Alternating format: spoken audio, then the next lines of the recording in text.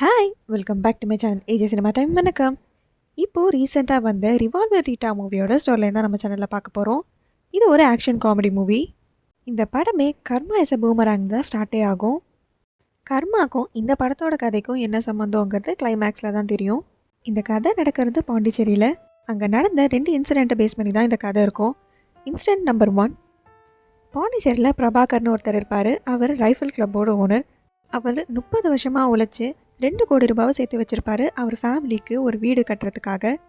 அவர் நினச்ச மாதிரி ஒரு லேண்டும் வாங்கியிருப்பார், அதை ரெஜிஸ்டரும் பண்ணியிருப்பார். அதுக்கப்புறம் தான் அவருக்கு ஒரு உண்மை தெரிய வரும். அந்த லேண்ட் வேறு யாரோ ஒருத்தருதுனும் அந்த டாக்குமெண்ட் ஃபேக்னும். அந்த லேண்டை விற்றவர் இவரை ஏமாற்றி விற்றுருக்காருனும்.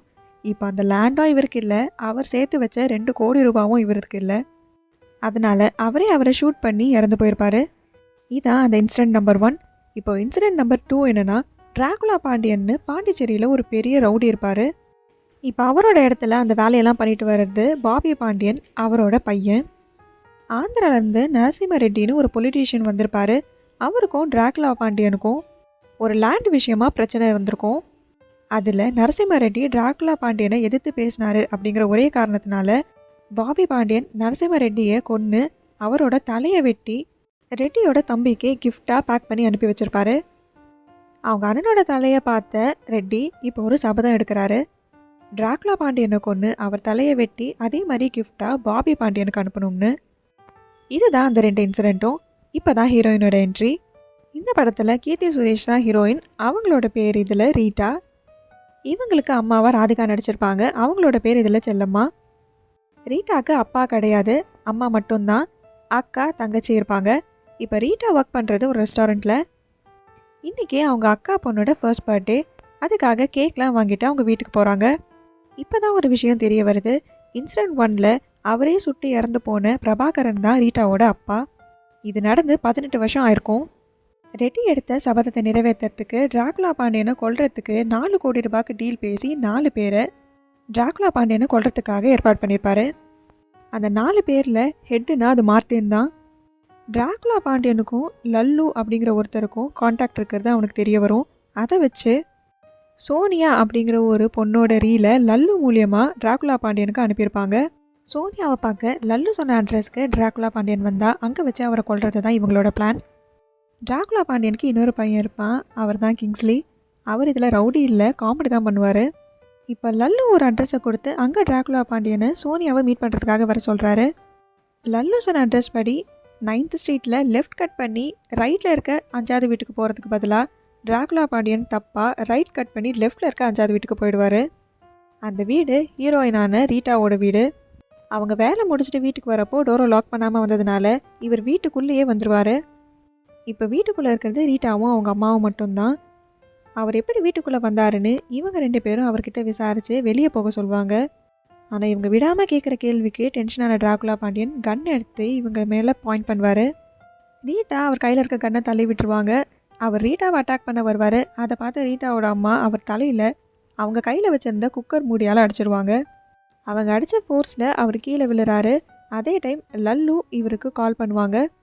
அந்த ஃபோன் அவர் பாக்கெட்லேருந்து வெளியே வந்து ஒரு டேபிளில் இடித்து ஆனும் ஆயிருக்கும். இப்போ கீழே விழுந்த டிராகுலா பாண்டியன் தலையில் பயங்கரமாக அடிபட்டு அங்கேயே இறந்து போயிருப்பார். ரீட்டாவும் அவங்க அம்மாவும் அவருக்கு உயிர் இருக்கான்னு செக் பண்ணி பார்ப்பாங்க. ஆனால் அவர் இறந்து போயிருப்பார். இந்த விஷயத்தை எல்லாம் காலில் மார்ட்டினும் அவரோட கேங் லல்லு எல்லாரும் கேட்டுட்ருப்பாங்க. இந்த விஷயத்த போலீஸ்க்கு கால் பண்ணி இன்ஃபார்ம் பண்ணிடலான்னு ரீட்டாவும் அவங்க அம்மாவும் நினைப்பாங்க. ஏன்னா அவர் தான் இவங்க வீட்டுக்குள்ளே வந்தார், இது ஒரு செல்ஃப் டிஃபென்ஸ்க்காக நடந்த மர்டர்னு சொல்லிடலான்னு. ஆனால் ரீட்டாக்கும் அந்த ஊரில் இருக்க இன்ஸ்பெக்டர் காமராஜுக்கும் ஏற்கனவே ஒரு பிரச்சனை இருக்கும்.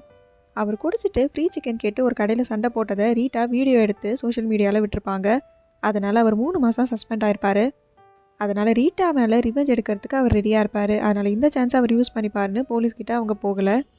இப்போது ரீட்டாவோட அக்கா தங்கச்சி 2 பேருமே வீட்டுக்கு வந்துட்டாங்க. இப்போ அவங்க அம்மா இவங்க எல்லாரும் சேர்ந்து அந்த பாடியை எப்படியாவது நாளைக்கு டிஸ்போஸ் பண்ணிடலாம் அப்படிங்கிற ஐடியாவில் இருப்பாங்க. அதுக்கு முன்னாடி இப்போ அவங்க அக்கா குழந்தையோட ஃபர்ஸ்ட் பர்த்டேவை செலிப்ரேட் பண்ணியிருப்பாங்க. அந்த பாடியை ஒரு ரூமில் மறைச்சி வச்சு. அவரோட ஃபோனை இப்போ தான் ரீட்டா கண்டுபிடிச்சிருப்பாங்க. ஆனால் அந்த ஃபோன் உடஞ்சிருக்கும், அதனால் அது ஸ்விட்ச் ஆஃப் ஆயிருக்குன்னு நினச்சிருப்பாங்க. ஆனால் அந்த ஃபோன் ஆனில் தான் இருக்கும். அங்கே நடக்கிற எல்லா விஷயத்தையும் மார்ட்டினும் அவரோட கேங்கும் கேட்டுட்டு தான் இருப்பாங்க. அந்த பர்த்டே பார்ட்டிலாம் முடிச்சுட்டு இப்போ இவங்க ஃபேமிலியாக சேர்ந்து ஒரு பிளான் பண்ணுறாங்க. ரீட்டா அக்கா ரியாவோட ஹஸ்பண்ட் ஒரு குடிக்காரன். அவன் டவுரி கேட்டு ரொம்ப நாளாக டார்ச்சர் பண்ணிகிட்ருக்கான். அதனால் நாளைக்கு காலையில் இவங்க ஒரு செகண்ட் ஹேண்ட் கார் வாங்குற ஐடியாவில் இருப்பாங்க.